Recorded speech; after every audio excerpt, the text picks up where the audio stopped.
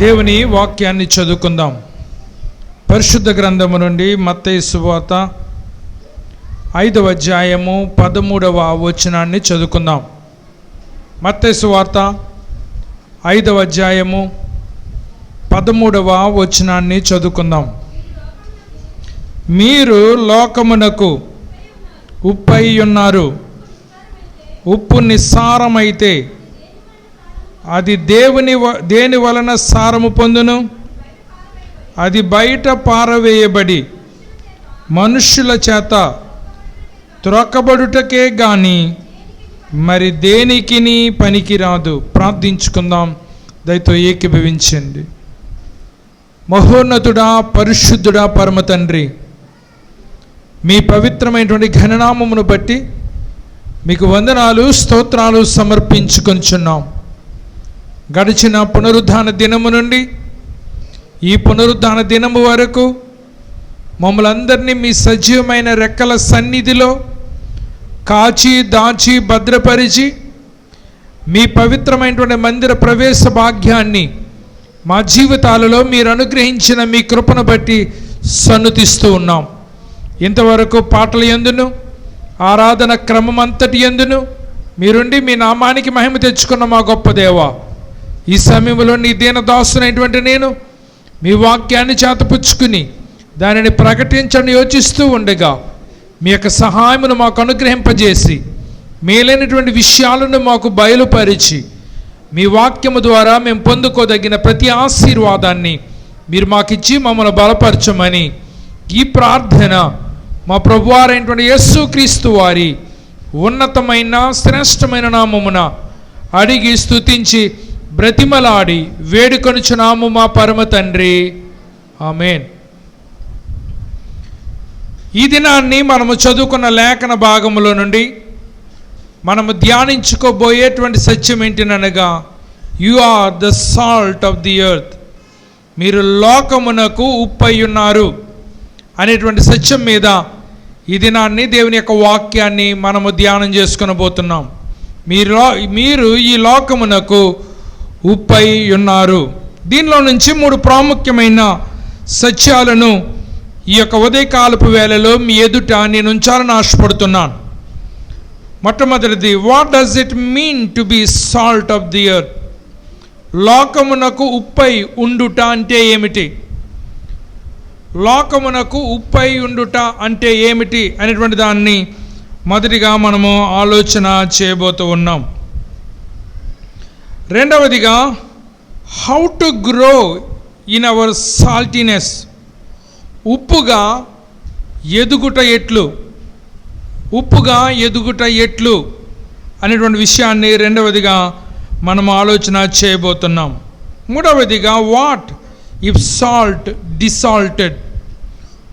ఉప్పదనము కోల్పోతే ఉప్పు పరిస్థితి ఏమిటి? ఉప్పదనాన్ని కోల్పోతే ఉప్పు యొక్క పరిస్థితి ఏంటి అనే విషయాన్ని మూడవదిగా మనము ఆలోచన చేయబోతున్నాం. ప్రియులారా, యేసు ప్రభువారు ఈ లోకములో 33.5 సంవత్సరాలు జీవించారని మనందరికీ తెలుసు. 30 సంవత్సరాల తర్వాత మరి ఆయన జీవించినటువంటి చివరి 3.5 సంవత్సరాలు గ్రామాలకు ప్రాంతానికి తిరిగి అనేక అద్భుతాలు చేస్తూ అనేక బోధలు చేస్తూ ఆ 3.5 సంవత్సరాలు గడిపారని మనందరికీ కూడా తెలుసు. యేసు ప్రభువారు ఈ భూలోకంలో ఉన్నప్పుడు అనేకమైన ప్రసంగాలు చేశారు. అది మాత్రమే కాదు, అనేక రకాలైనటువంటి సూచక క్రియలు చేశారు. మరి యేసు ప్రభువారు అనేక ప్రసంగాలు చేసినప్పటికీ అందులో అందరికీ కూడా బాగా గుర్తుండవలసినటువంటి ప్రసంగాలు 3 ఉన్నాయి. ఎందుకంటే ఇక్కడ ఎన్నో ప్రసంగాలు చేయబడుతున్నాయి. అందులో ఏ ప్రసంగం అయితే మిమ్మల్ని తాకిందో అది మీరు గుర్తుంచుకుంటారు. ప్రతి ప్రసంగం కూడా కనీసం ఒక మనిషినన్నా తాకుతుంది.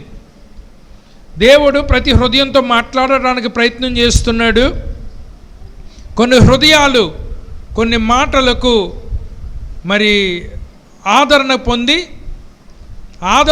ఆదరించబడుట ద్వారా వారు దేవుని యొక్క వాక్యములో ఎదగగలిగేటువంటి పరిస్థితిని దేవుడు వారికి కలగజేస్తూ ఉన్నాడు. ఆయన చేసినటువంటి అనేకమైన ప్రసంగాల్లో 3 ప్రసంగాలు ప్రతి క్రైస్తవుడు కూడా గుర్తుంచుకోవాలి. మొదటి ప్రసంగం యేసు ప్రభువారు కొండ మీద చేసిన ప్రసంగం. యేసు ప్రభువారు కొండ మీద ప్రసంగం చేశారు. ఆ ప్రసంగం మత్తయి సువార్త 5, 6, 7 అధ్యాయాల్లో మనము ఈరోజు చదువుకున్న భాగము యేసు ప్రభువారి యొక్క కొండ మీద చేసినటువంటి ప్రసంగం మీదే ఆధారపడి ఉందనే విషయాన్ని మీరు గమనించండి. రెండవది యేసు ప్రభువారు మేడ గదిలో చేసిన ప్రసంగం. మీ అందరికీ తెలుసు, మరి యెరూషలేములో మరి ఒక ఇంటిలో తరచుగా వారు కూడుకునేవారు. అది మేడ మీద ఉన్నటువంటి గది అన్నమాట. ఆ మేడ మీద ఆ గదిలో కూడుకున్నప్పుడు యేసు ప్రభువారు అనేక విషయాలు శిష్యులకు చెప్పేవారు. కనుక యేసు ప్రభువారు చేసినటువంటి ప్రాముఖ్యమైన ప్రసంగాల్లో మేడ మీద చేసినటువంటి ప్రసంగం రెండోది. మూడవది యేసు ప్రభువారు ఒలీవల కొండ మీద చేసినటువంటి ప్రసంగము మూడవ ప్రసంగం. ఈ 3 ప్రసంగాలు కూడా ప్రతి క్రైస్తవుడు కూడా ఆలోచన చేయాలి, ఆచరించవలసినటువంటి ప్రసంగాలుగా మనకు కనబడుతున్నాయి. యేసు ప్రభువారు కొండ మీద చేసినటువంటి ఈ ప్రసంగములో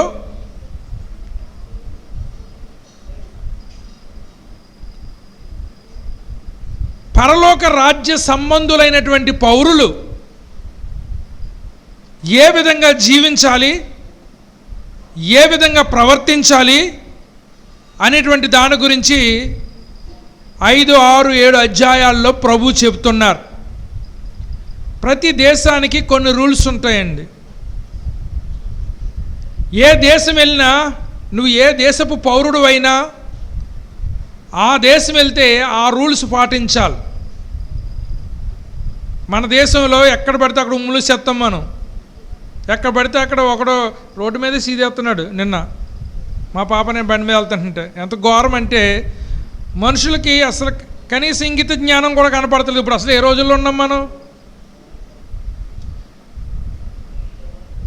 అదే సింగపూర్ లాంటి దేశంలో ఉమ్మేస్తే మొట్టమొదటిసారి ఉమ్మేసినందుకు $500 ఫైన్. నేను ఉమ్మేస్తే ఎవరికి వెళ్తుంది అనుకున్నావు, ఎక్కడికెక్కడ కెమెరాలు లాగేస్తే నువ్వు కారు మీద వెళ్తుంటే కారును వెంబడించేసి ఆఫ్ చేసి మరీ కట్టిస్తారు అక్కడ. అమెరికా దేశం లాంటి దేశాల్లో మీరు చెత్త ఎక్కడ పడితే అక్కడ పడేయకూడదు. మనం రోడ్డు మీద పడేస్తాం, అట్టుపండు తినేసేసి తొక్కలెట్టుకెళ్ళి రోడ్డు మీద పడేస్తారు. అంత గొప్ప వాళ్ళు ఉన్నారు. చెత్త లిటరింగ్ అనేటువంటిది చేయకూడదు. అలా చేస్తే మొట్టమొదటిసారి రోడ్డు మీద వేసినప్పుడు 35,000 ఫైను. 35,000 ఫైన్. అలా 3 సార్లు కానీ పట్టబడ్డాడంటే అన్ని స్కూల్కి తీసుకెళ్ళి ఆడికి పాఠాలు ఇప్పిస్తారన్నమాట. ఎందుకనంటే మనం ఒక శుభ్రమైన దేశంలో బ్రతుకుతున్నాం, అందుచేత ఈ దేశంలో బ్రతకాలని అంటే నువ్వు ఈ రూల్స్ పాటించాలని క్లాసులు పెట్టి మరీ రూల్స్ చెప్తారన్నమాట. అలాగా ప్రతి దేశానికి కొన్ని రూల్స్ అండ్ రెగ్యులేషన్స్ ఉంటాయి. అలాగే దేవుని యొక్క రాజ్యానికి కూడా, దేవుని యొక్క లోకానికి కూడా కొన్ని రూల్స్ ఉన్నాయి, కొన్ని పద్ధతులు ఉన్నాయి. ఆ రాజ్యానికి వెళ్దామని అనుకుంటే మనం ఆ పద్ధతి ప్రకారంగా, నియమావళి ప్రకారంగా మనం ఉంటేనే ఆయన రాజ్యానికి వెళ్ళటానికి ఉండటానికి మనం హక్కుదారులం. ఆ పద్ధతులను పాటించకపోతే నీవు ఆయన రాజ్యంలో ఉండటానికి హక్కుదారుడు కాదు. ఇలాగా ఆయన రాజ్యములో జీవిందామనుకున్నటువంటి పౌరులకు ఇవ్వాల్సినటువంటి నియమావళిని ఈ కొండ మీద చేసినటువంటి ప్రసంగంలో ఇస్తూ 2 అద్భుతమైన మాటలు పలికారు ఆయన. అది మొట్టమొదటిది, మీరు ఈ లోకమునకు వెలుగై ఉన్నారు. రెండవది, మీరు ఈ లోకానికి ఉప్పై ఉన్నారు. ఈ 2 అద్భుతమైనటువంటి మాటలను ప్రభువు పలికారు. ఈ 2 మాటలు పలకటానికి గల కారణం ఏంటంటే మనము ఈ లోకముతో ఎలాంటి సంబంధాన్ని కలిగి ఉండాలి. మనము దేవుని బిడ్డలమే, కానీ ఈ లోకంలో బ్రతుకుతున్నాం కనుక ఈ లోకముతో మనం ఎలాంటి సంబంధాన్ని కలిగి ఉండాలో ప్రభు చెబుతూ ఉన్నారు. పూర్వకాలంలో కొంతమంది క్రైస్తవులు ఏమని నమ్మేవారనంటే, మనం ప్రభువు నమ్మాం గనుక ఈ లోకానికి మనకి ఏ సంబంధం ఉండకూడదు కనుక మనము దూరంగా వెళ్ళిపోయి సన్యాసుల్లా బ్రతుకుదాం, వెలివేసిన వారిలా బ్రతుకుదాం, సమాజానికి దూరంగా బ్రతుకుదాం అని కొంతమంది, మరి ఆదిమ క్రైస్తవులు కొంతమంది వెలివేసిన క్రైస్తవుల్లాగా సమాజానికి దూరం అయిపోయి బ్రతికినటువంటి వాళ్ళు కొంతమంది ఉన్నారు. ఇలాగ సమాజానికి దూరంగా వెళ్ళిపోయి బ్రతకడానికి గల కారణం ఏంటంటే, వాక్యమును గూర్చినటువంటి సరి అయిన జ్ఞానము లేకపోవటే. వాక్యము మనము సమాజానికి దూరంగా వెళ్ళిపోమని చెప్పట్లేదు, సమాజానికి దగ్గరగా ఉండి సమాజానికి మనం ఏం మేలు చేయగలమో ఆ మేలు చేయటానికి మనము ఆయత్తపడాలి అనేటువంటి విషయాన్ని నేను మీకు జ్ఞాపకం చేస్తూ ఉన్నాను. ప్రియ దేవుని బిడ్డలారా, మనము ఈ సమాజంలో ఉన్న, చూడండి, రోడ్డు అంతా వెళ్తాం, సినిమా వాల్ పోస్టులు కనపడతాయి, అలాగని కళ్ళు మూసుకుని నడుపుతాయి, వాహనం ఏమవుతుంది అంటే దేన్నో దాన్ని గుద్దుతుంది. ఈ లోకంలో మనం ప్రయాణం చేస్తూ ఉన్నప్పుడు ఈ లోక సంబంధమైన మ్యూజిక్లు మనకు వినబడతాయి, అలాగని చెప్పేసి మనం ప్రతి చోట చెవులు మూసుకుని ఉండలేము. కానీ మనము ఈ లోకము గుండా ప్రయాణం చేస్తున్నప్పటికీ మనం ఈ లోకంతో ఎలా సహవాసం చేయాలి. ఇవాళ ఫ్రెండ్షిప్ డే జరుపుకుంటున్నారు చాలామంది. దేవుడు మనతో కూడా స్నేహం చేయాలని అనుకుంటున్నాడు. మనము దేవునితో స్నేహం చేయాలని అంటే ఈ లోకంతో స్నేహం చేయకూడదు. దేవుని వాక్యం తెలియజేస్తుంది, లోకముతో స్నేహము దేవునితో వైరమని మీరు ఎరుగరా అని దేవుని యొక్క వాక్యం తెలియజేస్తుంది. ఈ లోకంతో స్నేహం చేద్దాం అనుకుంటే దేవునితో స్నేహం చేయలేం, దేవునితో స్నేహం చేద్దామని అనుకుంటే లోక స్నేహానికి మనము దూరంగా ఉండాలి. కానీ అలాగని చెప్పేసి లోకంలో నుండి మనం దూరంగా వెళ్ళిపోతామా, సమాజాన్ని విడిచిపెట్టి దూరంగా వెళ్ళిపోతామా? కాదు. చార్లెస్ స్పర్జన్ అనేటువంటి భక్తుడు ఏమన్నాడనంటే, నీటిలో బోటు ఉంటే సమస్య కాదు. ఏం సమస్య కాదు? నీటిలో బోటు ఉంటే సమస్య కాదు, బోట్లో నీరుంటేనే సమస్య. మీకు అర్థమైందా? ఎందుకంటే నీటిలో బోటు ఉన్నంతసేపు అది ప్రయాణం చేస్తుంటుంది, కానీ ఆ నీళ్లు, అనగా బోటు కింద ఉండవలసినటువంటి నీళ్లు ఎప్పుడైతే బోట్లోకి వచ్చినాయో ఆ బోటుని ఏం చేస్తాయనంటే ముంచి వేస్తాయి. కనుక ఈ లోకములో మనం ఎలాగున్నామనంటే నీటిలో ఉన్నటువంటి బోటులాగున్నాం. కానీ మనము ఆ నీరుని తీసుకొచ్చి మన బోట్లో వేసుకోకూడదు. ఆ బోట్లో ఎప్పుడైతే ఆ నీటిని వేసుకుంటామో మనము మునిగిపోవటానికి సిద్ధంగా ఉన్నాము అనేటువంటి విషయాన్ని మీరు గమనించండి. ప్రియులారా, సొదొమ గొమొర్రాలను దేవుడు కాల్చివేస్తున్నాడు. కాల్చివేస్తూ ఉన్నప్పుడు దేవుడు లోతు కుటుంబము తప్పించుకోవటానికి అవకాశం ఇచ్చాడు. లోతు కుటుంబాన్ని తప్పించడానికి గల కారణం ఏంటంటే, మొదటి కారణము అబ్రహాము లోతు కుటుంబము కొరకు వేడుకున్నాడు. రెండవ కారణము లోతు నీతిమంతుడు అని దేవుని యొక్క వాక్యం తెలియజేస్తుంది. కనుక అబ్రహాము యొక్క బ్రతిమాలుకున్నటువంటి రీతిని బట్టి, లోతు యొక్క నీతిని బట్టి, లోతు ఒక్కడే కాకుండా లోతు భార్య తన ఇద్దరు బిడ్డలు కూడా తప్పించుకోవటానికి దేవుడు అవకాశం ఇచ్చాడు. అవకాశం ఇచ్చినప్పుడు దేవుడు ఏం చెప్పాడనంటే, మీరు ఇక్కడి నుండి వెళ్ళిపోతున్నప్పుడు మీరు ఎట్టి పరిస్థితుల్లో కూడా వెనక్కి తిరిగి, చెప్పండి, మీరు పారిపోండి కానీ ఇక్కడికి వెనక్కి తిరిగి చూడొద్దని చెప్పాడు. వెనక్కి తిరిగి చూడొద్దని చెప్పినప్పుడు లోతు వెనక్కి చూడలేదు, లోతు కుమార్తెలు వెనక్కి చూడలేదు, కానీ లోతు భార్య వెనక్కి చూసింది. ఎందుకు చూసిందంటే, ఊరును ఆమె విడిచిపెట్టి వెళ్ళిపోతుంది, కానీ ఊరు మాత్రం ఆమె హృదయంలోనే ఉంది. మీకు ఎందుకు చెప్తానంటే, నీటిలో ఉన్న బోటు ప్రమాదం కాదు, బోటులో ఉన్న నీటితోనే ప్రమాదం. లోకంతో ప్రమాదం కాదు. ఆ లోకాన్ని తీసుకొచ్చి మన హృదయంలో పెట్టుకుంటే అదే మనకు ప్రమాదం. చాలామంది క్రైస్తవ్యాన్ని పోగొట్టుకోవటానికి, విశ్వాస జీవితాన్ని కోల్పోవటానికి గల మొట్టమొదటి కారణం ఏంటంటే లోకాన్ని తీసుకొచ్చి వాళ్ళ బోట్లో వేసుకుని మరి వాళ్ళు మునిగిపోతున్నటువంటి పరిస్థితి మనకు కనబడుతూ ఉంది. క్రైస్తవుడిగా నీ కొన్ని నిబంధనలు ఉన్నాయి, క్రైస్తవుడిగా కొన్ని సూత్రాలు ఉన్నాయి, క్రైస్తవుడిగా కొన్ని నియమావళి నీకుంది. అందుచేత ఆ నియమావళిని నేను పాటించబద్దులమై ఉన్నాము అనేటువంటి విషయాన్ని నేను మీకు జ్ఞాపకం చేస్తూ ఉన్నాను. అందుచేత లోకంతో నీ సంబంధం ఎలాగుండాలనంటే మనం లోకంలోనే బ్రతుకుతూ ఉన్నాం, కానీ లోకాన్ని మాత్రము మన హృదయాల్లోనికి ఎట్టి పరిస్థితుల్లో కూడా తెచ్చుకోకూడదు. తెచ్చుకుంటే లోతు భార్య తన హృదయంలో లోకాన్ని ఉంచుకుంది కనుకనే ఉప్పు స్తంభం అయిపోయి అనేక మంది చెడ్డవారికి మాదిరిగా కనబడుతుంది. కనుక ఈ రోజున నీ పరిస్థితి, నా పరిస్థితి ఏంటి? కరోనాకు ముందు కొంతమంది క్రైస్తవులు సీక్రెట్గా తాగేవారంట సారా, సీక్రెట్గా. కరోనాకి 2 నెలలు ఎప్పుడైతే చర్చతో మానేసామో ఇంక డైరెక్ట్గా తాగేస్తున్నారంట టీ తాగినట్టు. ఇప్పుడు ఏమైందో తెలుసా? లోకాన్ని తీసుకొచ్చి నీ జీవితంలో పెట్టుకుంటున్నావు. నీవు అనుకుంటున్నావు లోకంతో కలిసిపోతే నా జీవితం బాగుంటుందేమో అనుకుంటున్నావు. దేవుని వాక్యం ఎప్పుడు కూడా నువ్వు బాగుండాలి, నువ్వు శ్రేయస్కరంగా ఉండాలి, నువ్వు బ్రతుకు బాగుపడాలని దేవుడు చెప్తాడే కానీ దేవుడు ఎప్పుడు నువ్వు కూలిపోవాలి, రాలిపోవాలి, నాశనం అయిపోవాలని దేవుడు ఎప్పుడు కూడా చెప్పడు.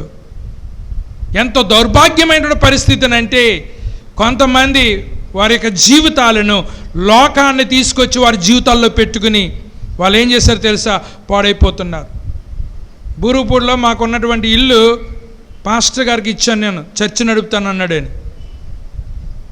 మరి కొంతకాలం తర్వాత చర్చి ఖాళీ చేసేసిన తర్వాత ఊరి చివరన ఉంది కదండి, సారా కొట్టెట్టుకుంటాం, 15,000 ఇస్తాం నెలకన్నారు. నాకు 15,000 ఇంపార్టెంటా, నా సాక్ష్యం ఇంపార్టెంటా చెప్పండి?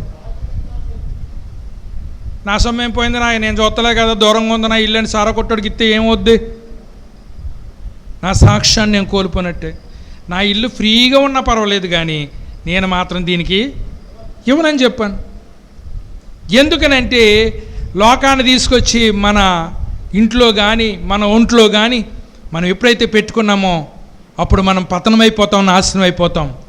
అందుచేత లోకముతో నీ సంబంధం ఎలాంటిదనంటే ప్రభు చెప్పారు, నీవు లోకానికి ఉప్పు అయి ఉన్నావు. లోకమంతటికి కూడా ఉప్పు అవసరం. ప్రియులారా మీరు గమనించండి, లోకములో ఉప్పు అవసరం లేనివాడు ఎవడు లేడు. ఎందుకంటే ఉప్పుకు మనకు అవినాభావ సంబంధం, విడదీయలేని సంబంధం కలిగి ఉంది. మనం కన్నీరు కారుస్తాం, ఆ నీరు ఎలా ఉంటుంది చెప్పండి? ఎలా ఉంటుంది? కన్నీరు తీగ ఉంటుందా? కన్నీరు చాలా విలువైందని ఇంతకుముందు చెప్పాను వాక్యం. ఆ రోజున మనకి ఈ రికార్డింగ్ కూడా సరిగ్గా జరగలేదు ఆ రోజు. అర్థమైందండి? ఒక చెంచాడు కన్నీళ్ళు ఒక ట్యాంకర్ నీళ్ళు శుభ్రం చేస్తాయట, దాంట్లో అన్ని సుగుణాలు ఉన్నాయట. అంచేతన ఆ కన్నీళ్లను దేవుడు తన బుడ్డులో దాస్తున్నాడని మీకు గతంలో చెప్పాను, మీకు ఎంతమంది గుర్తుందో. మన కన్నీరు ఉప్పుగా ఉంది, మనకు పట్టినటువంటి ఈ యొక్క చెమట ఉప్పుగా ఉంటుంది. కొద్దిసేపు మనం అలాగా చెమట పట్టేసి ఎండలో ఉంటే అది ఉప్పు కింద మారిపోతుంది. మన జీవితాలు ఎలాగనంటే ప్రపంచంలో ప్రతి మనిషికి కూడా ఉప్పుతో విడదీయరాని సంబంధం ఉంది. అతని దేశం మారొచ్చు, భాష మారొచ్చు, రంగు మారొచ్చు, కానీ ఉప్పు అనేటువంటిది ప్రపంచవ్యాప్తంగా ప్రతి చోట ఉపయోగిస్తున్నారు. అందుచేత ఉప్పుతో మనకి విడదీయరాని సంబంధం ఉంది. ఈ లోకానికి మనం ఎలాగుండాలనంటే ఉప్పులాగా ఉండాలని చెప్తూ ఉన్నాడు. ఈ ఉప్పు గురించి మీరు ఆలోచన చేసినట్లయితే ఉప్పు వల్ల 65 రకాలైన లాభాలు ఉన్నాయట. అవి మీకు చెప్పట్లేదు నేను ఇప్పుడు. ఉప్పు వల్ల 65 రకాల ప్రయోజనాలు ఉన్నాయట. కానీ ఈ మధ్యన ఎక్కడ చూసినా డాక్టర్లు ఏం చెప్తున్నారని అంటే స్వీట్ తినకండి, ఉప్పు తినకండి, ఇదే చెప్తున్నారు. మరి రాజమండ్రికి వేమగిరికి మధ్యన ఒక ఆశ్రమం ఉంది. ఆయన అయితే నూనె లేకుండా తాలింపు పెడతాం నేర్పిస్తాడు. నూనె లేకుండా తాలింపు పెడతాం ఏ ఆడవాళ్ళకన్నా తెలుసా? తెలియదు. అక్కడ దాంట్లో జాయిన్ అవుతే ఎంత లావుకున్నా సన్నంగా అయిపోతాం అన్నమాట. అది మాత్రమే కాదు, ఉప్పు లేకుండా కూరలు ఎలాగ వండాలో చెప్తాడు ఆయన. ఆయన చెప్పే లాజిక్ ఏంటో తెలుసా? ప్రతి ఆకుకూరలోనూ ఉప్పు ఉందంట, దాంట్లోనే ఉందంట ఉప్పు. కానీ అది సరిపోక మనం ఎక్కువ వేసుకుంటున్నాం. అందుచేత మీరు మరి చేపలు పట్టేటువంటి పల్లీలను చూడండి, సముద్రంలోకి వెళ్తారు వాళ్ళు.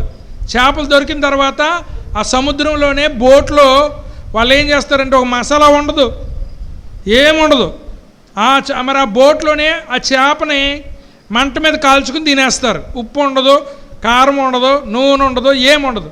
ఒకసారి మాకు కూడా ఎంత బాగుంటుందని తేగలు కాల్చినట్టు చేపలను కాల్చెట్టారు మాకు అక్కడ. ఎక్కడ మరి భీమవరం కింద, అక్కడ మేము సువార్తకి వెళ్తే. అప్పుడు మాకు అసలు ఈ నూనె కానీ కారం కానీ ఉప్పు కానీ కావాలని అనిపించలేదు, టేస్ట్గానే ఉంది. మనం తినే ప్రతి దాంట్లో కూడా ఉప్పు ఉంది, అంచేత పనుగొట్టుకుని ఉప్పు వేసుకోకర్లేదు. ఎంచేతంటే ఇప్పుడు ఎవరికి చూసినా బీపీ రేజ్ అయిపోతుంది, షుగర్ రేజ్ అయిపోతుంది. దీనికి కారణం ఇదని చెప్తూ ఉన్నారు. ఏది ఏమైనప్పటికీ దేవుడు ఏం చెప్తున్నాడంటే, క్రైస్తవులైనటువంటి మీరు లోకానికి ఉప్పై ఉన్నారు. ఉప్పై ఉన్నారు అని చెప్పేటప్పుడు దేవుడు తన మనసులో 3 విషయాలు కలిగి ఉన్నాడు. మరి ఇంకా అనేక విషయాలు ఉన్నా 3 విషయాలు మనకు అర్థమవుతున్నాయి. ఆ 3 విషయాలు ఏంటనగా, to be the salt of the earth means that believers are valuable in the world. ఈ లోకములో విశ్వాసులు విలువైన వారు. ఈ లోకంలో మనం ఎవరమండి? విలువైన వారు. విలువైన వాళ్ళు అని అంటే ఎక్కడ పడితే అక్కడ తాగేసి రోడ్ల మీద పడిపోయినోడు విలువైనోడా? చెప్పండి అమ్మా. విలువైనోడు అంటే ఒక పద్ధతిగా ఉంటాడు. విలువైనటువంటి వాడు అనేటువంటి వాడు ఒక విధానంగా నడుచుకుంటాడు. నీకు విలువ కావాలనంటే చాలామంది అనుకుంటారు డబ్బును బట్టి విలువ వస్తుంది అనుకుంటారు. డబ్బున్న వాళ్ళు విలువ లేని వాళ్ళు చాలామంది ఉన్నారు. డబ్బున్నా కానీ బోలని చేత తిట్టించుకునే వాళ్ళు ఉన్నారు. కానీ విలువ అనేటువంటిది నీకున్నటువంటి విలువైన గుణాన్ని బట్టి వస్తుంది. ఎవరికి పడితే వాళ్ళకి గుణం రాదు. కొంతమంది ఆడికి ఏమి లేకపోతే నాకు ఇన్ని కోట్లు ఉన్నాయి, అన్ని కోట్లు ఉన్నాయని చెప్పుకుంటే విలువ వస్తుంది అనుకుంటాడు. నీ కోట్లు ఉంటే నువ్వు తిను, కానీ విలువ మాత్రం ఈ కోట్లు సంపాదించవు. విలువ అనేటువంటిది మనిషి యొక్క గుణం సంపాదిస్తుంది. ప్రభు దృష్టిలో మనం ఎవరమని అంటే చాలా విలువైనటువంటి వారము. ఇందులో ఎవరో కూడా చెత్త ఎవరో లేరు. ఒకవేళ మీరు మాతో మాట్లాడే అవకాశం మీకు రాకపోవచ్చు, లేకపోతే మీతో మాట్లాడే అవకాశం మాకు రాకపోవచ్చు. అంతేగాని విలువ తక్కువ వాళ్ళు ఎవ్వరూ కూడా లేరు. ఎందుకంటే దేవుడు సృష్టించిన ప్రతి వ్యక్తి కూడా విలువైనటువంటి వాడే. ఈ లోకరీత్యా మనుషులు విలువ ఎలా లెక్కేస్తారంటే, ఇతను నెలకి ఎంత సంపాదించున్నాడు, ఇతని వెనకాల ఎన్ని ఆస్తులు ఉన్నాయి, ఎన్ని అంతస్తులు ఉన్నాయి, ఇతని బ్యాంక్ బ్యాలెన్స్ ఎంత ఉంది అనే దాన్ని బట్టి విలువ లెక్కేస్తుంది ఈ లోకం. కానీ దేవుడు అంటున్నాడు, నీవు విలువైన వాడవు, ఎందుకంటే నేను మిమ్ములను విలువ పెట్టుకున్నాను. ఈ మాటలు ప్రభువు అన్యులతో మాట్లాడతలేదండి. ఈ మాటలు ప్రభు ఎవరితో మాట్లాడుతున్నారంటే తన శిష్యులతో మాట్లాడుతున్నారు, తనను వెంబడించే వారితో మాట్లాడుతున్నారు. ఏమనంటే నువ్వు విలువైన వాడవు.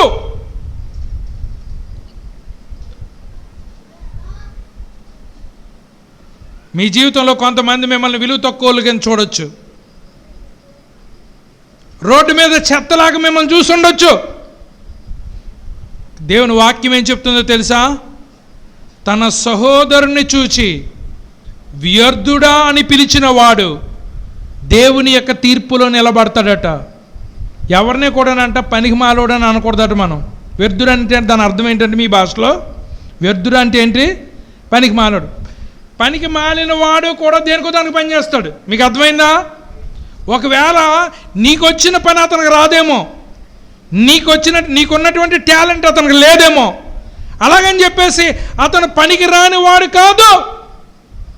అందుచేత దేవుడు మనల్ని ఎవరిని కూడా పనికి రాని వారిగా మనలను సృష్టించలేదు. అందరూ కూడా ఈ మాట చెప్పండి, నేను ప్రభు దృష్టిలో విలువైన వాడను. మనుషుల దృష్టిలో విలువ ఉంటే ఏంటి? నీకు వాళ్ళకి నచ్చితే విలువ ఇస్తారు, నచ్చకపోతే విలువ ఇవ్వరు.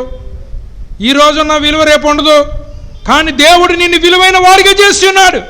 అందుచేతనే దేవుడు నిన్ను దేంతో పోల్చాడనంటే ఉప్పుతో పోల్చాడు. ఉప్పుతో పోల్చడానికి ఉప్పు అంటే ఇప్పుడు చీప్గా కనపడుతుంది మనకి.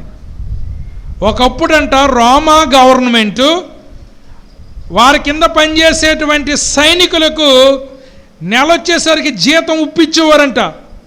అంచేత ఆ కాలంలో ఉప్పు కొన్నైనా సంపాదించున్నావా అని అడిగేవారంట, జీతం సంపాదించున్నావా అని అంటానికి. అంటే ఉప్పుకు అంత విలువ ఉందన్నమాట. కానీ దేవుడు ఈ దినాన్ని మనతో ఏం చెప్తున్నాడంటే, మీరు ఈ లోకానికి ఉప్పై ఉన్నారు, అనగా ఈ లోకానికి విలువైన వారు మీరు. మనుషులు నిన్ను ఎంత త్రొక్కేద్దామని చూసినా, ఎంత అనకూడదామని చూసినా, నిన్ను ఎంత చులకనగా చూసినా, ఎంత పనికి రాని వారిగా చూసినా, నా దేవుడు పనికొచ్చేవాడిగా చేసినప్పుడు ఈ లోకమంతా నన్ను పనికి మాలివాడు అనుకున్నా వచ్చిన నష్టం నాకేమీ లేదు. ఎందుకంటే నేను ఎంత పనికొస్తానో నా దేవుడు తెలుసు, మనుషులు తెలియకపోవచ్చు. అందుచేత మీలో ప్రతి ఒక్కరూ కూడా విలువైన వాళ్ళు. విలువ ఎప్పుడు పోతుందని భయపడతాం మనం. కొంతమంది మాట్లాడితే చాలు ఈ దెక్కే దెబ్బలాడతారు, ఇలా దెబ్బలాడతాం గొప్ప అనుకుంటారు వాళ్ళు. భార్యాభర్త ఇద్దరు దెబ్బలాడుకునేటప్పుడు ఎక్కడ దెబ్బలాడుకోవాలండి చెప్పండి? 4 గోడల మధ్య ఎవరికి తెలకుండా దెబ్బలాడుకోవాలి. మాట్లాడితే ఇది ఎక్కేస్తున్నారంటే ఏంటి దాని అర్థం? విలువ పోగొట్టుకుంటున్నారనే కదా అర్థం. కనుక మనము విలువ అయిన వాళ్ళము, విలువ పెట్టి కొనబడ్డాము. ప్రభు ఈ లోకానికి ఉప్పై ఉన్నారు, మీరు విలువైన వాళ్ళని చెప్పారు. కనుక ప్రతి చోట మన విలువను మనం కాపాడుకోవటానికి ప్రయత్నం చేయాలి. ఎక్కడైతే నువ్వు చులకనగా చూడబడుతున్నావో అక్కడి నుంచి నువ్వు తప్పించుకోవాలి. ఎక్కడైతే విలువగా పరిగణించబడుతున్నావో ఆ విలువైనటువంటి స్థలానికి నువ్వు ఉండవలసినటువంటి ఆవశ్యకత ఎంతైనా ఉందనేటువంటి విషయాన్ని నేను మీకు జ్ఞాపకం చేస్తూ ఉన్నాను. కనుక దేవుడిచ్చినటువంటి విలువను నువ్వు తగ్గించుకోకు. ఏదో ఒక గ్లాసులు సారాకి లేకపోతే ఒక క్వార్టర్ బాటిల్కి నీ విలువను తగ్గించుకోకు. నేను పరిచర్య మొదలెట్టిన కానీ ఇది చెప్తున్నాను. ఈ మధ్యన చాలామంది క్వార్టర్కి అలవాటు అయిపోరు, గుళ్ళకి రావట్లేదు. నా సహోదరుడా, నువ్వు ఎక్కడికి రాకపోయినా నువ్వు ఎక్కడున్నా నువ్వు విలువైన వాడిగా బ్రతకాలనేది నా ప్రార్థన.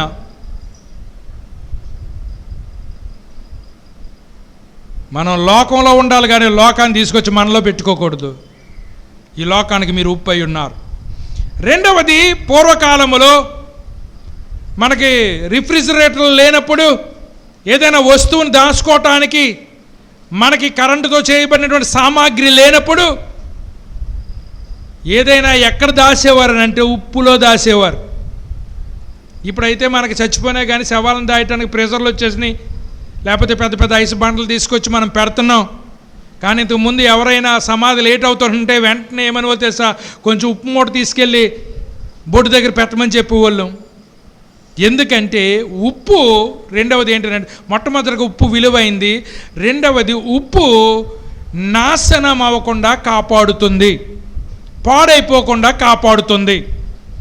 మనకు ఆ రోజుల్లో ఫ్రిడ్జ్లు లేవు కాబట్టి, ఇప్పుడు మన ఫ్రిడ్జ్లు ఉన్నాయి కాబట్టి చేపలు ఎన్నన్నా కొనేసేసి ఒకడు 2,45,000 కొనడానికి చేప ఎక్కడ యానంలోని ఆడు చేపే అంటే ఓ రోజు తినేసి అరిగిపోయి దాన్ని అంత రేటెట్ కొన్నాడు. ఒకసారి ఆలోచన చేయండి. పొలం చేపనేమో 17,000కి పాడాడు ఒకడు. అంత విలువ అనమాట చేపలకి. మళ్ళీ గోదావరి రాకపోతే పులస రాదు, మళ్ళీ తినకపోతే ఏమైపోతుంది అని చెప్పేసి అంత డబ్బులు ఖర్చు పెడుతున్నారు. ఈ రోజున మనకు ఫ్రిడ్జ్లు ఉన్నాయి కాబట్టి మరి కోసుకుని దాన్ని మరి ఐస్లో పెట్టుకుని ఎంత రోజులన్నీ నిలవబెట్టుకోవచ్చు.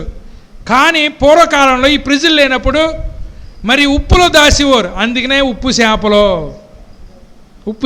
అక్కడి నుంచి వచ్చినాయి, మనకు ఫ్రిడ్జ్లు లేనప్పటి నుంచి వచ్చినాయి.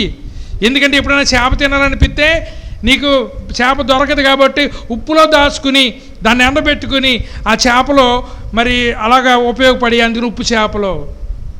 మా చిన్నప్పుడు ఎవరింట్లో చూసినా సరే మరి దాన్ని కట్టేసి ఉండొచ్చేవారండి. ఇంత డబ్బాలు ఉండి ప్రతి వాళ్ళ ఇంట్లో ఉప్పు చేప ఉండేది. ఈ ఉప్పు చేప తినాలని అంటేనే భయం వేస్తుంది. ఎందుకంటే అందరికీ మంచి రేజింగ్లు ఉంటున్నారు బీపీ. కనుక దేవుడు ఏమంటున్నాడనంటే, క్రైస్తవుడిని దేవుడు ఈ లోకంలో ఎందుకు ఉంచాడు? ఆయన నమ్మిన వెంటనే మరి ఆయన దగ్గరికి మనల్ని ఎందుకు తీసుకెళ్ళిపోలేదనంటే, మీరు ఈ లోకానికి ఉప్పు లాంటి వాళ్ళు, మీరు ఈ లోకాన్ని కాపాడవలసిన బాధ్యత మనకుంది. లోకంతో కలిసిపోయి నువ్వు చెడిపోతావా, చెడిపోయేవాడిని తీసుకొచ్చి నువ్వు బాగు చేస్తావా? ఆలోచన చేయండి. లోకం చెడిపోతుంటే ఆ లోకాన్ని బాగు చేయడానికి నువ్వు ఉన్నావా, చెడిపోయే లోకంతో నువ్వు కూడా కలిసిపోయి నువ్వు చెడిపోతావా? దేవుని వాక్యం తెలియజేస్తుంది, డంబాలు చెప్పేవాళ్ళంట ఆయన సన్నిధిలో నిలబడరంట. దేవుడికి కావాల్సింది సోయింగ్ కాదు, దేవుడికి కావాల్సింది నీ హృదయం. నీ హృదయాన్ని ఆయన చూస్తున్నాడు, నీ హృదయాన్ని ఆయన లక్ష్య పెడుతున్నాడు. నువ్వెంతవరకు ఈ సమాజాన్ని కాపాడుతున్నావు? కాపాడటానికి 3 విషయాలు చెప్తున్నాను. మొట్టమొదటిదా, దేవుని యొక్క ఉగ్రత నుండి మన యొక్క లోకాన్ని మనం కాపాడాలి. దేవుని యొక్క ఉగ్రత నుండి ఈ లోకాన్ని మనం కాపాడాలి. దేవుడికి రోజు రోజుకి కోపం వస్తుంది. ఎందుకనంటే మానవులు చేస్తున్నటువంటి తిరుగుబాటు వల్ల, మానవులు చేస్తున్న కార్యాల వల్ల రోజు రోజుకి దేవుని యొక్క కోపం పెరిగిపోతూ ఉంది. ఆ కోపాన్ని చల్లార్చేవాడిగా ఉన్నావా, లేకపోతే కోపం పడేవాడికి కొంచెం తైలం పోసి ఇంకా కోపాన్ని పెంచే వాడిలాగా నువ్వు ఉన్నావా? యూదులు ఒక్క మారే నన్ను సిలువేశారు, కానీ మీరు రోజు నన్ను సిలువేస్తున్నారని దేవుడు బాధపడలేదా? అబ్రహాము దేవుని స్నేహితుడు. ఎవరికి చెప్పలేని విషయాలు మనం ఎవరికి చెప్తాం తెలుసా? చెప్పండి, ఎవరికి చెప్తాం?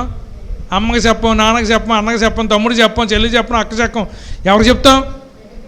స్నేహితుడు చెప్తాం. మీ పిల్లోడు ఎంతసేపు అయినా ఇంటికి రాకపోతే, ఫోన్ ఎత్తకపోతే వెంటనే మీరు ఎక్కడికి వెళ్తారు? ఫస్ట్ స్నేహితుడి దగ్గరికి వెళ్ళి, బాబా మా పిల్లోడు ఇంకా రాలేదు, నీకేమన్నా చెప్పాడా అని స్నేహితుడినే కదా అడుగుతావు.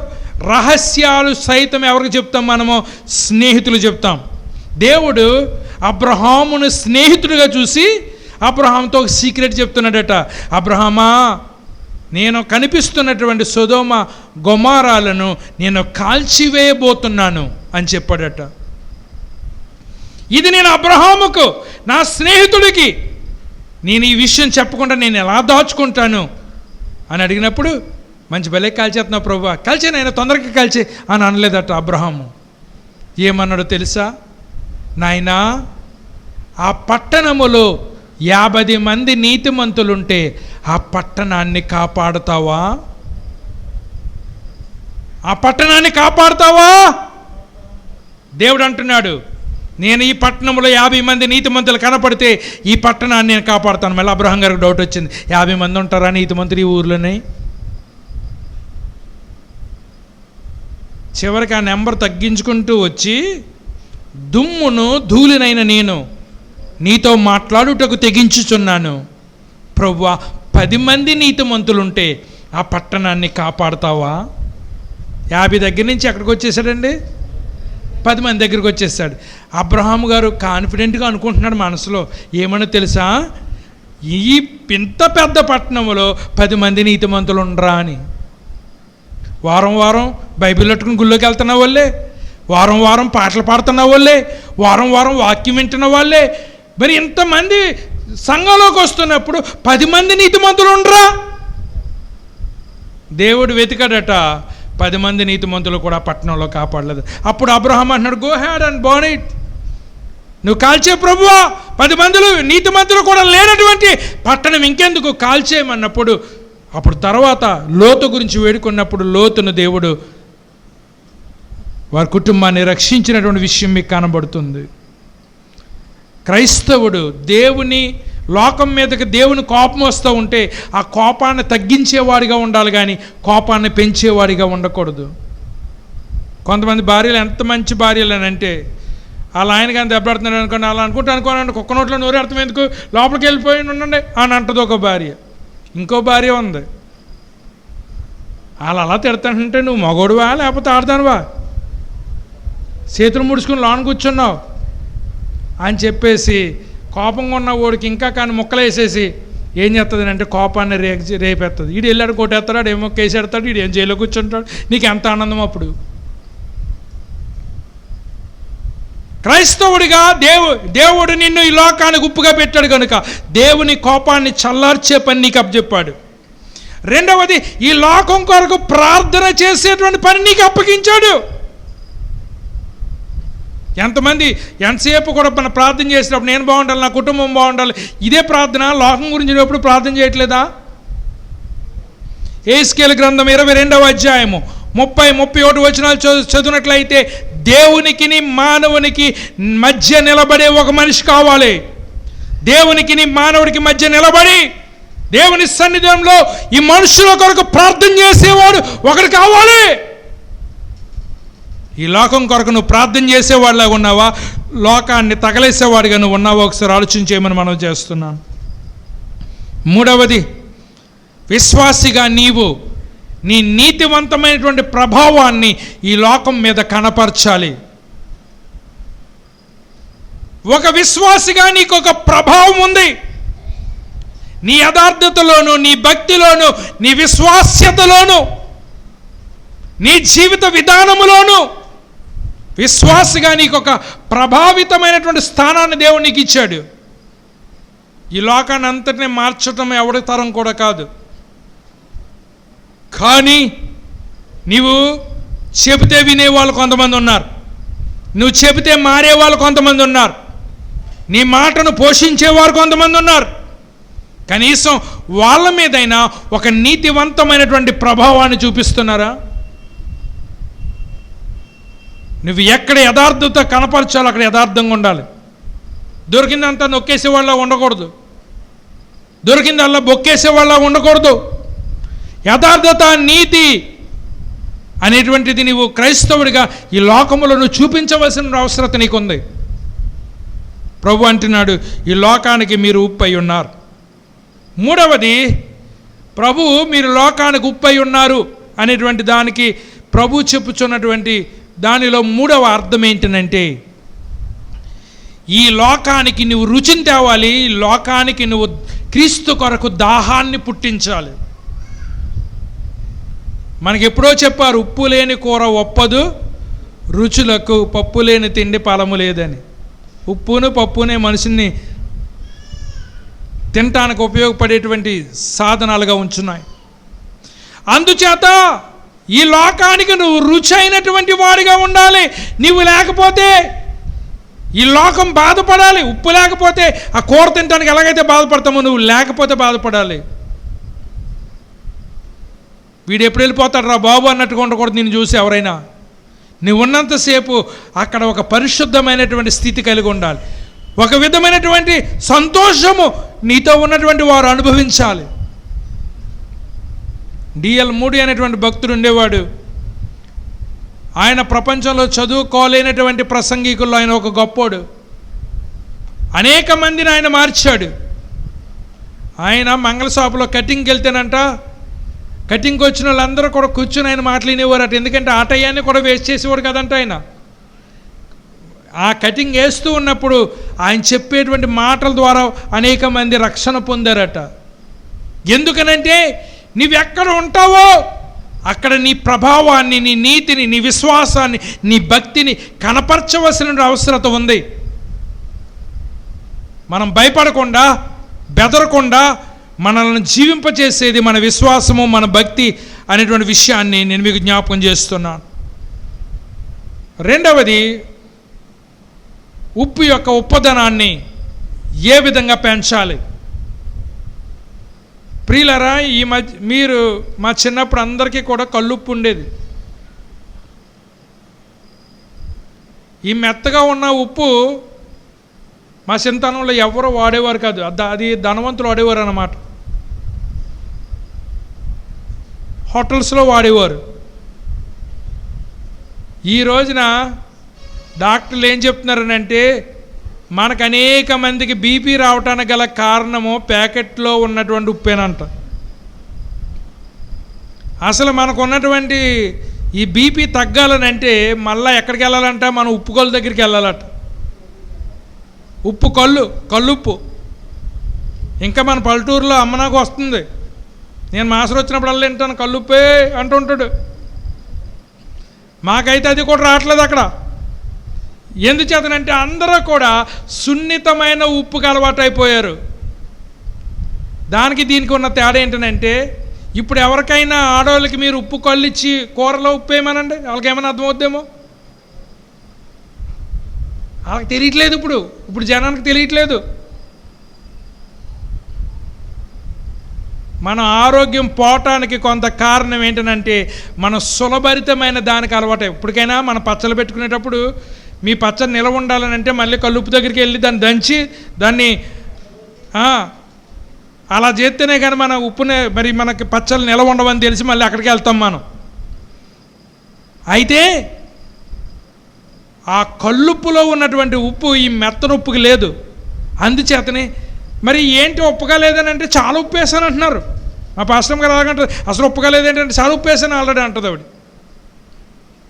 అంటే ఉప్పు తన ఉప్పదనాన్ని కోల్పోతుంది. ఉప్పు తన ఉప్పదనాన్ని కోల్పోతే నేల మీద పడేసి తొక్కటానికి తప్ప ఇంకెందుకు పనిచేయదట.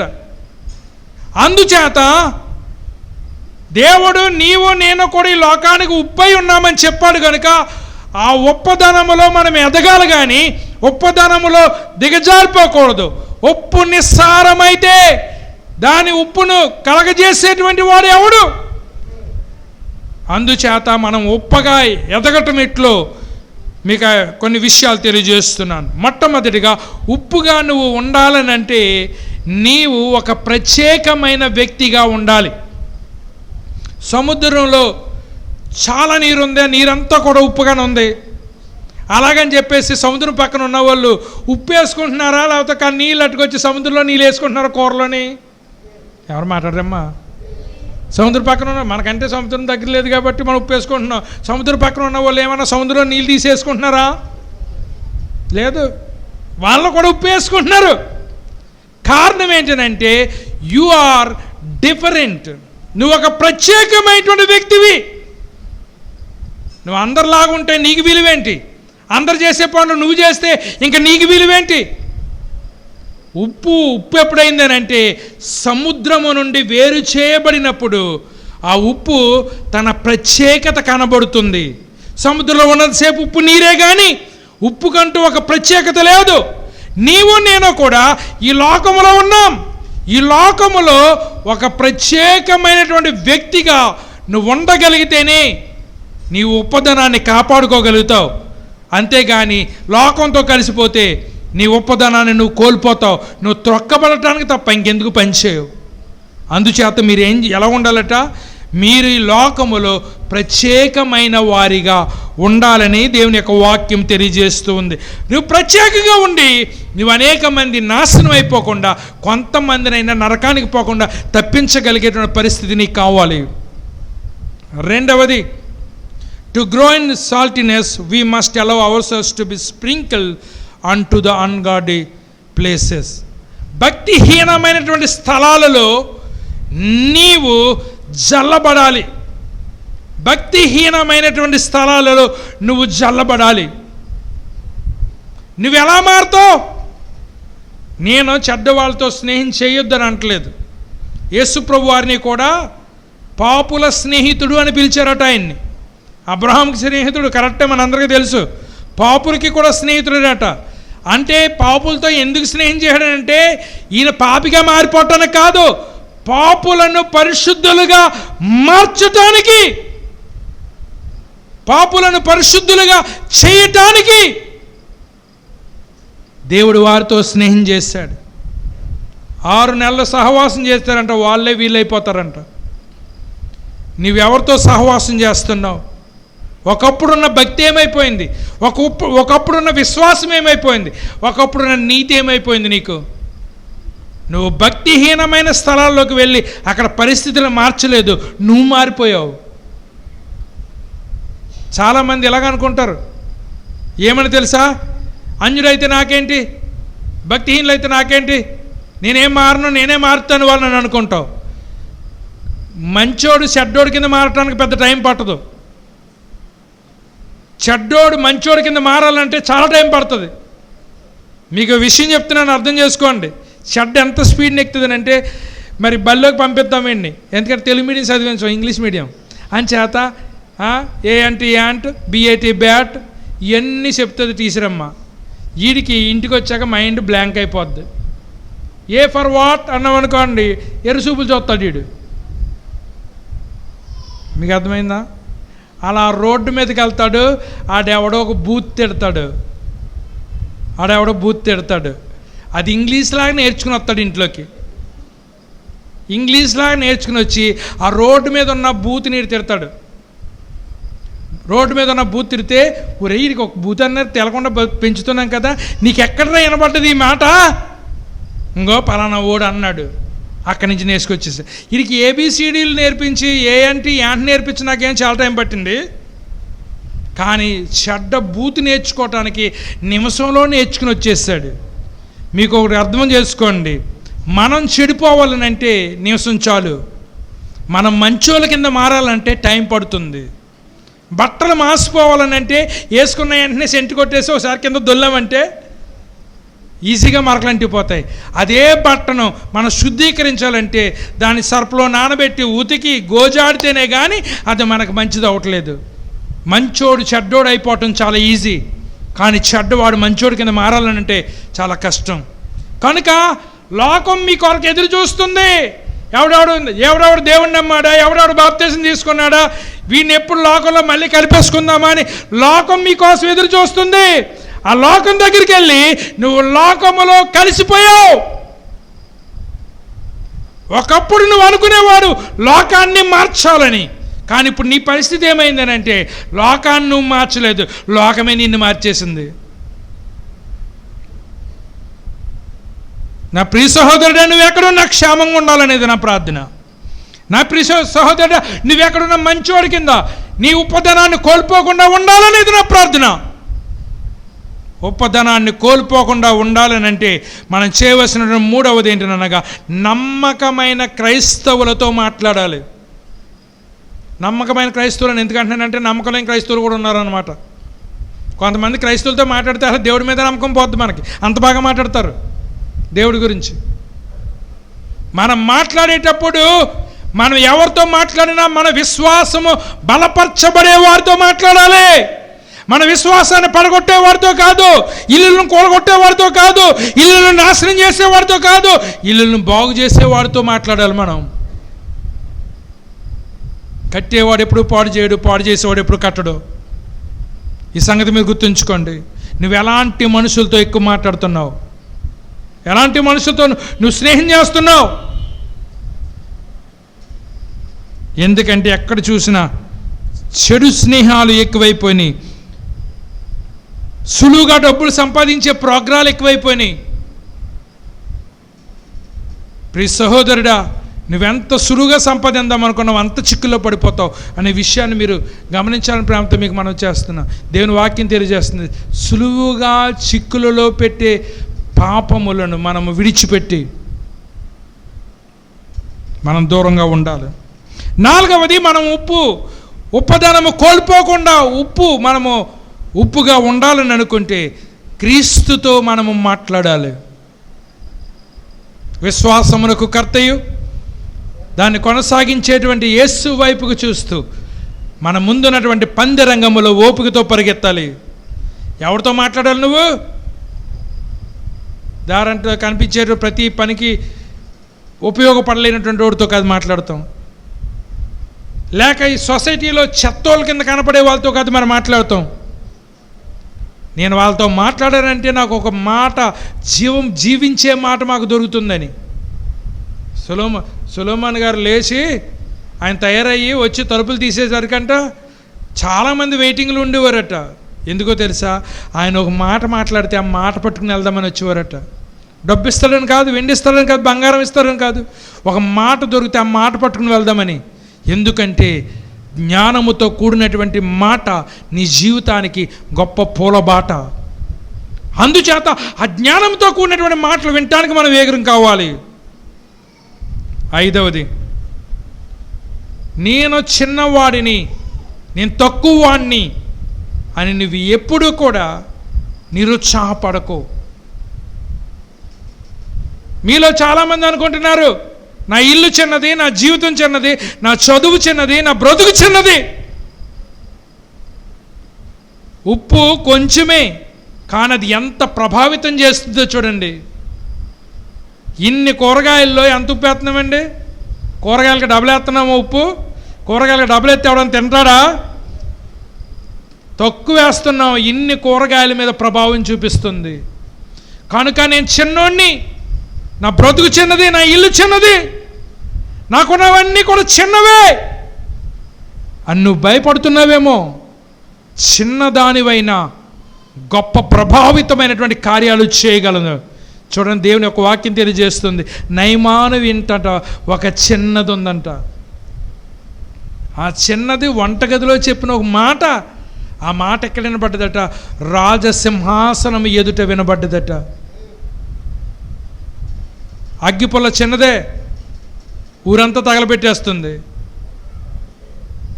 ఉప్పు కొంచెమే, కూరంతటికి రుచి తీసుకొస్తుంది. అందుచేత మా బ్రతుకు చిన్నది, మా జీవితం చిన్నది, మా ఇన్కమ్ చిన్నది, మా ఇల్లు చిన్నది, చిన్నది చిన్నది చిన్నది అని మీరు మదన పడిపోకండి. దేవుడు కూడా చిన్న గ్రామంలోకి వచ్చాడు, ఒక చిన్న స్త్రీ ద్వారా పుట్టాడు. ఆయన చిన్న చిన్న మనుషులతోనే సహవాసం చేశాడు, ప్రపంచాన్ని ప్రభావితం చేశాడు. కనుక నేను చిన్నదాన్ని అని నువ్వు ఏమాత్రము కూడా నువ్వు నిరుత్సాహపడకు. నీకున్న కొంచెమైనను దేవుడు గొప్ప కార్యాలను మీ జీవితంలో చేయగలడు. అమ్మా, నీ అప్పులు తీరాలనంటే సేనో సెట్టో ఉండాలి. నీ అప్పులు తీరాలనంటే పెద్ద బిల్డింగ్ ఉండాలి. అది అమ్మితేనే కానీ నీ అప్పులు తీరవు. కానీ దేవుడు తన దాసుడు ద్వారా అడిగిస్తున్నాడు. అమ్మా, నీ అప్పులు తీరాలంటే నీ ఇంట్లో ఏముందమ్మా? చెప్పండి అమ్మా, మీ ఇంట్లో ఏముందమ్మా? బుడ్డెలో చెప్పండి మాట అందరూనే, బుడ్డి నిండా నూనె కదా. బుడ్డెలో ఎంత నూనె ఉందంట? కొంచెము నూనె. కొంచెం ఎవరికి సరిపోద్ది? కొంచెం ఎందుకు సరిపోతుంది? కొంచెం ఎవరికి వస్తుంది? ఆ కొంచెాన్నే దేవుడు దీవించాడు. ఎంత దీవించాడంటే పాత్రలన్నీ కూడా పొంగి పొరలేంతగా దేవుడు దీవించాడు. నీకు లేని దాని గురించి ఆడవద్దు, లేని దాని గురించి భయపడకు.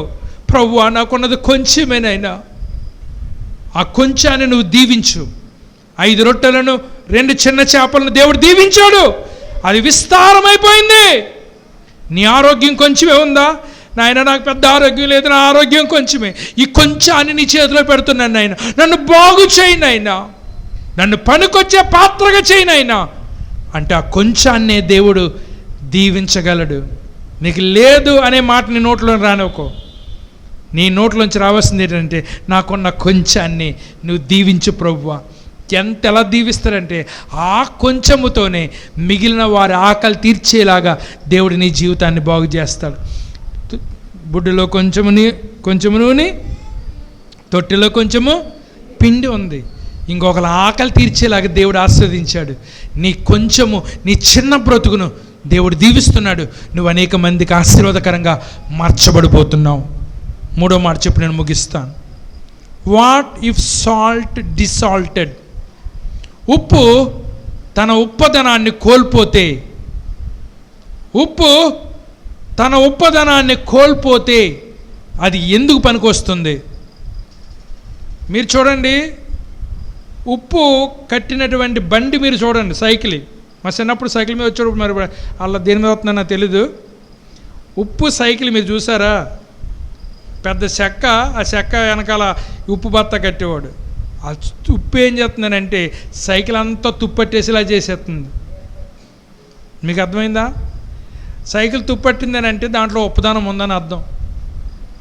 మీరు ఉప్పు తరచుగా ఒకే ప్రాంతంలో వేస్తే, మీరు ఎక్కడైతే తరచుగా ఉప్పు వేస్తున్నారో అక్కడ మొక్కలు కూడా చచ్చిపోతాయి. అంచేత ఉప్పు కానీ ఉప్పదనాన్ని కోల్పోతే దీన్ని తీసుకెళ్ళి ఎరువు కింద ఎవడో చేలో వేయడట. ఉప్పు నిస్సారం ఎప్పుడైపోతుంది? అసలు ఉప్పు సారాన్ని కోల్పోతుందా అంటే, ఉప్పు సర్వసాధారణంగా సారాన్ని కోల్పోదు. కానీ ఉప్పు పనికి రాకుండా ఎప్పుడు పోతుందనంటే, ఆ ఉప్పులోకి అంత ఇసుక కలిపేసామనుకోండి, మనం ఇప్పుడు కూరలో వేసుకోమంటే ఎవరైనా వేసుకుంటారా? మరి ఎందుకు పని చేద్ది ఉప్పు? ఈ ఉప్పు ఎందుకు పని చేస్తుంది? ఇసుక కలిపేసాము, ఎందుకు పని చేస్తుంది? ఎందుకు పని చేయదు. దాన్ని తీసుకెళ్ళి పూర్వం మెరకలైనాక ఉపయోగించేవారంట. నిస్సారమైపోయిన ఉప్పుని తీసుకెళ్ళి రోడ్ల కింద వేసేవారట. ఇప్పుడు చూడండి, పడగొట్టేసిన బిల్డింగ్లు తీసుకెళ్ళి రోడ్ల కింద వేస్తున్నారు.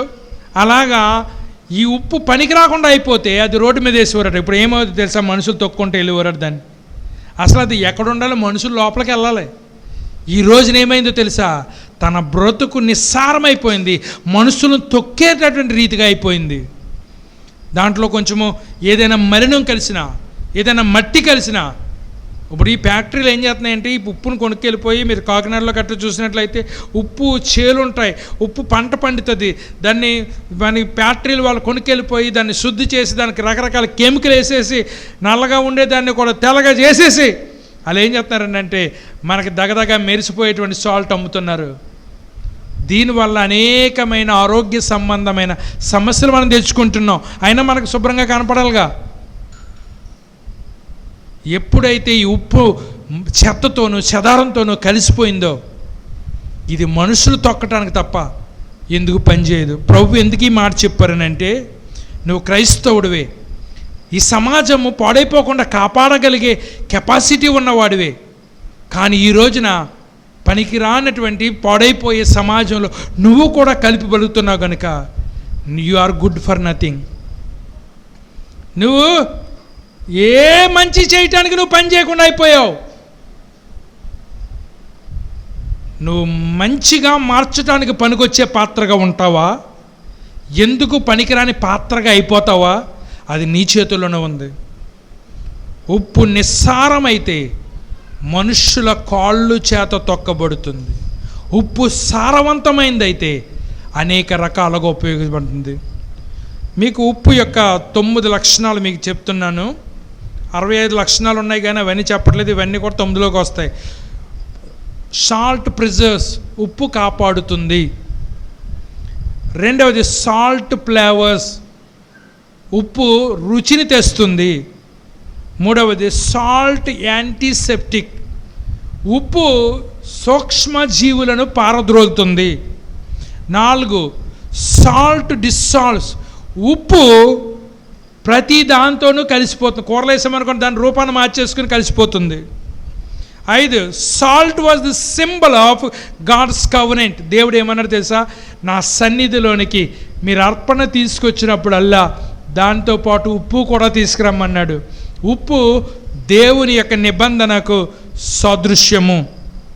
6 ఉప్పు దాహాన్ని పుట్టిస్తుంది. క్రీస్తును గూర్చినటువంటి దాహాన్ని ఈ లోకములో మనం కలగజేయాలి. మీరు ఇంటి దగ్గర అయితే లిమిట్గా వేసుకుంటారు ఉప్పు. ఫాస్ట్ ఫుడ్ మీరు ఎక్కడ తిన్నా దాంట్లో ఉప్పు ఎక్కువ ఉంటుంది. ఎందుకంటే నాలుగుకి తెలిసేటువంటి టేస్ట్ ఏంటంటే ఉప్పే. నాలుగుకి టేస్ట్గా ఉంటుంది. మనం హోటల్లో తిన్నటువంటి ఫుడ్కి 2 రకాలైన ఉప్పులు వేస్తారు. ఒకటేమో మామూలు సాల్ట్, రెండవదేమో టేస్టింగ్ సాల్ట్. టేస్టింగ్ సాల్ట్ తింటేనేమో క్యాన్సర్ వస్తుంది, మామూలు సాల్ట్ ఎక్కువ తింటేనేమో బీపీ అవుతుంది. అదనమాట పరిస్థితి. ఆ తర్వాత హోటల్లో భోజనం చేసిన తర్వాత ఇంక అస్తమాటు దాహం వేసేస్తుంది. ఆ అస్తమాటు దాహం వేయటానికి గల కారణం, దాని వెనకాల కారణం ఏంటంటే ఉప్పు. అందుచేత ఈ ఫాస్ట్ ఫుడ్ సెంటర్లు అన్నీ కూడా ఉప్పును ఎక్కువ వాడుతూ ఉంటాయి. చూడండి, ఇంచుమించు 30 సంవత్సరాలు వచ్చేంత వరకు మనం శరీరాన్ని ఎలా చూసినా భరించుకుంటుంది. నేను యవ్వన కాలంలో ఉన్నప్పుడు రాజమండ్రిలో పలావ్ తిని అక్కడ ఒక డ్రింక్ తాగి, మళ్ళీ వేమగిరి సెంటర్కి వచ్చి ఒక డ్రింక్ తాగివ్వండి, మళ్ళీ వేమగిరి నుంచి జొన్నాడు సెంటర్కి వచ్చినప్పుడు ఒక డ్రింక్ తాగివ్వండి, మళ్ళీ ఇంటికి వెళ్ళిన తర్వాత ఇంకో డ్రింక్ తాగివ్వండి. నాకు అప్పుడు యవ్వనం కాబట్టి నా శరీరం ప్రాసెస్ చేసేసేది. నాకు తెలియదు కొన్నాళ్ళు పోయిన తర్వాత శరీరం అంతా నాశనం అయిపోద్దని. ఆ తర్వాత కొంతకాలానికి అర్థమయ్యింది, నేను యవ్వన కాలంలో చేసినయే నా శరీరాన్ని పాడు చేసినవి అని నాకు అర్థమైంది. అంచేత ప్రియ సహోదరుడా, సహోదరి, ఇప్పుడు నువ్వు జాగ్రత్తగా ఉంటే లైఫ్లో ముందు బాగుంటావు. ఇప్పుడు నువ్వు పాడు చేసుకున్నట్లయితే నీ జీవితం అంతా కూడా పాడైపోయినటువంటి బ్రతుకుతో బ్రతకాలి అనే విషయాన్ని మీరు గమనించండి. 7వది salt is painful to open the wound. తెరిచి ఉన్నటువంటి గాయం మీద ఉప్పు నీళ్ళు వేస్తే మండిపోతుంది. అంటే ఎప్పుడైతే గాయానికి మంట వచ్చిందో తగ్గించేటువంటి గుణం దానికి ఉంది అనే విషయాన్ని మీరు గమనించండి. 8వది సాల్ట్ పెనిట్రేట్స్. చూడండి, మీరు ములక్కాడ కూర వండుకుంటే కూరలో మీరు ఉప్పు వేసినా కానీ మొలక లోనకి వెళ్ళిపోతుంది. సాల్ట్కి ఉన్నటువంటి లక్షణం ఏంటనగా దేనిలోనికైనా చొచ్చుకుని వెళ్ళిపోయే లక్షణం దానికి ఉంది. 9వది, సాల్ట్ ప్రొడ్యూసెస్ చేంజ్. సాల్ట్ ఎక్కడ ఉంటుందో అక్కడ మార్పును తీసుకొస్తుంది. అప్పుడు దాకా చప్పగా ఉన్నది, అప్పుడు దాకా టేస్ట్ లేనిది ఈ ఉప్పు వేస్తుండే కానీ రుచిగా మార్చగలిగే శక్తి ఈ యొక్క ఉప్పుకుంది. కనుక దేవుడు సింపుల్గా మాట చెప్పాడు, మీరు ఈ లోకానికి ఉప్పు అయి ఉన్నారు, మీరు ఈ లోకానికి ఉప్పు అయి ఉన్నారు. ఉప్పు సారాన్ని కోల్పోతే దేనివల్ల సారం పొందుతుంది? అది బయట పారవేయబడి మనుషుల చేత తొక్కబడుటకే కానీ మరి దేనికి పనికిరాదు. మీరు సారవంతమైన ఉప్పుగా ఉంటారా? నిస్సారవంతమైన ఉప్పుగా ఉంటారా? పనికొచ్చే పాత్రలుగా ఉంటారా? పనికిరాని పాత్రలుగా ఉంటారా? దేవునికి మహిమ తెచ్చే పాత్రలుగా ఉంటారా? దేవునికి అవమానం తెచ్చే పాత్రలుగా ఉంటారో?